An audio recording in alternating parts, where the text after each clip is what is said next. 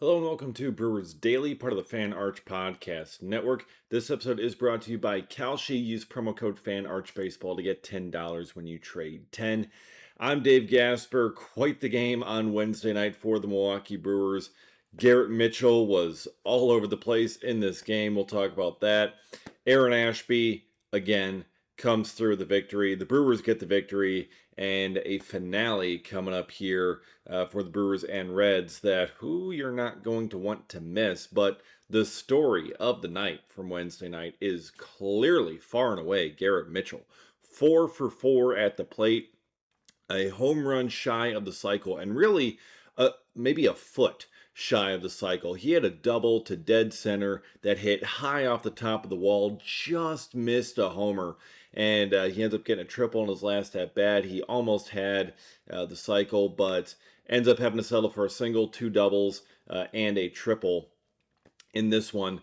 But Garrett Mitchell putting it all together here as we've been waiting and wanting to see for Mitchell for years. And Pat Murphy talked about this in the post game, just right off the bat.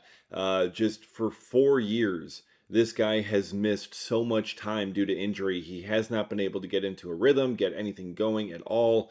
It's been such a struggle for him being away from the field, away from the team, watching the team have so much success over the past 4 years, and him not really being able to be a part of it in large part. Obviously he had the big home run in Game 2 in 2024, but still, for Mitchell, it has been a long, hard grind to get to this point. And now, he's playing healthy, and he is really finding a groove there at the plate. He started against a left-handed pitcher tonight, okay? Facing a lefty in Andrew Abbott. Mitchell doesn't get a ton of starts against lefties. His numbers against lefties kind of bear out why. He hasn't been particularly great against them in his career. Even really to this, through this season, he still had some struggles. Still far better against righties.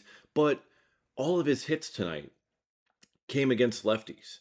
All of them. Facing Andrew Abbott and facing the relievers out of the bullpen there for Cincinnati, and still being able to come through. A couple of them on breaking balls as well. Mitchell really kind of being able to hit his stride here because he's been on a bit of a hot stretch. His numbers on the season, he took a massive boost tonight. He came into Wednesday night hitting 251 on the season, and he's now hitting 264, and his OPS has jumped up to 800. That's right, Garrett Mitchell is an 800 OPS hitter. It is quite the leap. And just being healthy and playing every day and getting the reps and getting into a groove, it is just bearing out so much success for Mitchell that obviously he wanted and so many wanted to have earlier in his career. He just passed 162 games played in his career earlier this season. He has missed out on so many reps that guys who came up at around the same time, like Bryce Terang and Sal Frelick, had been able to get these past couple of years. Mitchell hasn't been able to get that. And now he is finally getting those opportunities, and he is kind of realizing that potential and that ceiling that he has, and being able to hit the ball hard and hit it more consistently. You'd still like to see that strikeout rate come down a little bit more, but obviously going 4 for 4 on Wednesday night, that's going to help quite a bit. Pile on a couple more days like that, and you're feeling pretty good. But Garrett Mitchell really, just realizing that super high ceiling that he has, with power, speed, contact ability, great defense out there in center field as always, an incredible throwing arm. There is some true five-tool potential here with Garrett Mitchell, and now he's finally healthy enough that he's starting to be able to realize it, and just continuing to work on the holes in his game that he has offensively. Getting the reps is helping with that, and we're seeing it start to come to fruition, and it's games like this, this 4-hit game, where you really kind of start to see those incremental moments and even big strides towards that potential. So he has done a fantastic job, absolutely, with that. But apparently, according to the umpires, he needs to do a better job of sliding into home plate because in the third inning, after one of his doubles, ends up over on third base, and it's a safety squeeze from Cooper Pratt. Garrett Mitchell, one of the fastest runners on the team, sprinting home, and a glove flip from Spencer Steer, play at the plate. Mitchell slides into the leg of Stevenson, but on replay review, it looked like his foot got over home plate before the tag was applied to Mitchell's hip. And, the foot looked on home plate, not over home plate, on home plate. And umpires review it, Brewers challenge. And the umpires come back, call stands. There was no obstruction by the catcher, and call just stands. We couldn't see it. Which boggles the mind of everyone who watched any of those replays. Pat Murphy saying after the game that their video guy has a picture of him being safe, the foot being on home plate, and him being safe. Their video guy is the best there is, according to Pat Murphy. Of course, he's going to say that, but still, the Brewers have been pretty good on challenges. And it's like, no, they have the same angle that we have, so I don't know how they saw that. Garrett Mitchell asked him, was your foot over the base? So, was it not touching it? He's like, no, absolutely not. I absolutely got in there. I was safe. Did you watch the replay? Take a look for yourself. So the Brewers were like, okay, come on. That's clearly the wrong call that the umpires made. That play at the plate, that should have been Garrett Mitchell being safe. That should have been, an RBI, safety squeeze there for Cooper Pratt. Instead, it's not. Now, the Brewers kind of, at the end of the day here, are just kind of say la vie, whatever. It is what it is. Get it the next time. But that's because you win, right?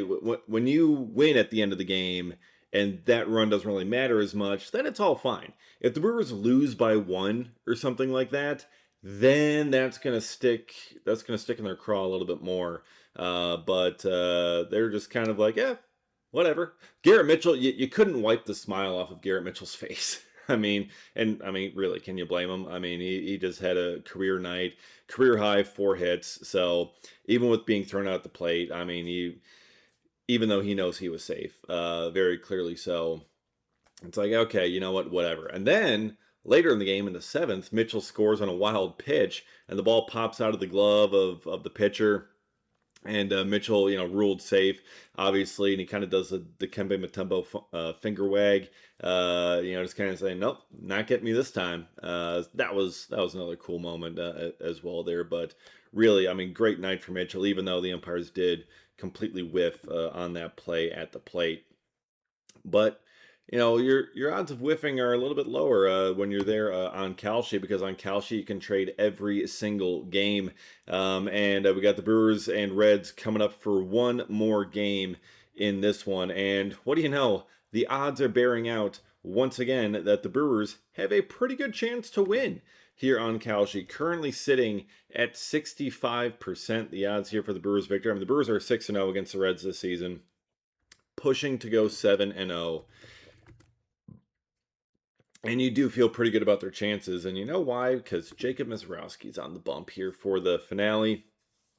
So when you're looking at this and just kind of all these odds, the Brewers having the chances that they have to beat the Reds, 'cause the Reds cannot figure it out against the Brewers. They really have not been able to. The last 70 games between the Brewers and Reds, going back 5 seasons, the Brewers are 51-19 against the Reds. So that's a 729 winning percentage. So the fact that the chances of this are at 65% instead of 72%, 73%, I think you're almost getting a little bit of a bargain here. So a 65% chance to win, that means the Brewers, to win this game. That means a $100 trade pays out $150 with a win. And that's a nice little added bonus in there.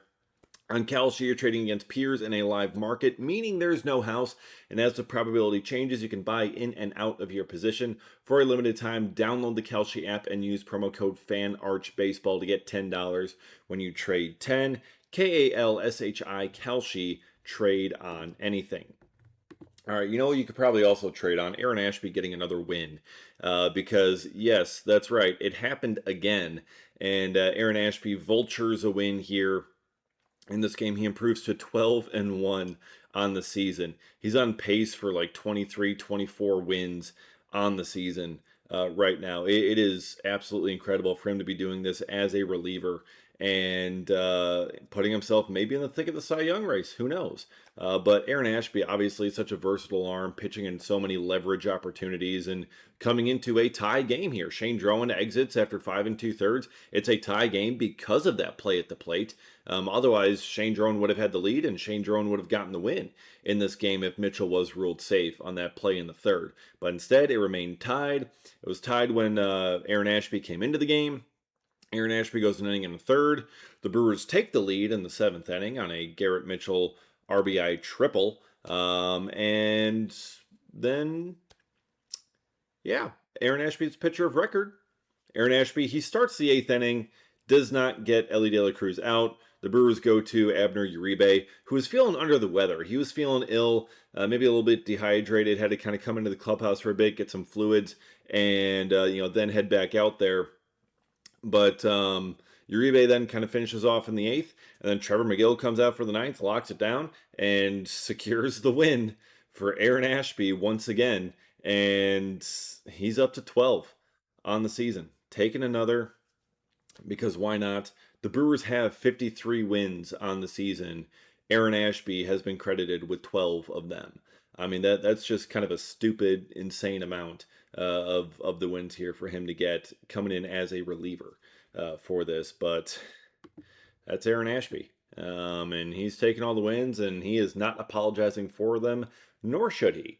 He gets the Vulture nickname, but still, to be able to pitch in those kinds of opportunities and come through in the offense, gets the runs on the board for him.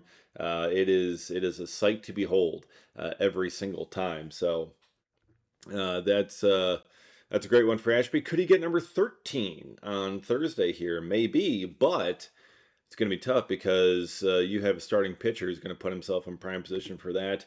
Jacob Misiorowski is on the bump here for this finale, this afternoon matinee during the week, which you really wish that this was the primetime game on ESPN, that you could switch around these pitching matchups. I'm sure ESPN wishes that they could have switched around these pitching matchups and had Jacob Misiorowski against Chase Burns on Wednesday night, but instead it's going to be Thursday afternoon for these two guys. The ace for the Reds, the ace for the Brewers.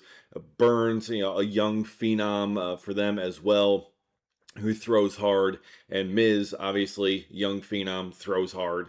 That's as close to his most succinct description of Jacob Misiorowski as you can get. But that's going to be the matchup here on Thursday. So that's going to be some appointment watching. Honestly, like while I'm at work, I'll probably just be watching that as well.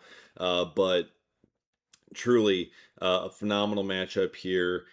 No one better that either team could really ask for. The Reds are kind of desperately needing a win against the Brewers. The Brewers very much would like to sweep the Reds and continue to try to bury them in the NL Central and keep this momentum going as they're about to go on a road trip here, because you got a stretch of 18 games in 17 days, and you got to rack up as many wins as you can, especially when Jacob Misiorowski's on the bump. Those are games that you really kind of got to win. So, but the plan for Misiorowski, it seems like, is that he is going to pitch 3 times here before the All-Star break, which means he's going to be pitching on Thursday here, and then he's going to be pitching middle of the week, Tuesday next week, and then pitching again on Sunday, that Sunday before the All-Star break, which would mean he would be ineligible for the All-Star game. So that is something kind of in consideration there. We'll see if the Brewers ultimately end up doing that, but that is the way things line up at present. So Misiorowski could be named to the All-Star game as we get to the 4th of July here, which is when they are going to announce the rosters, but we'll see if he ends up actually pitching in the game this season. But whenever that happens, we will break it down here on Brewers Daily. I'll also be breaking it down on my Twitter account at dgasper24. Appreciate all of you watching and listening, and we'll see you again next time for another episode of Brewers Daily.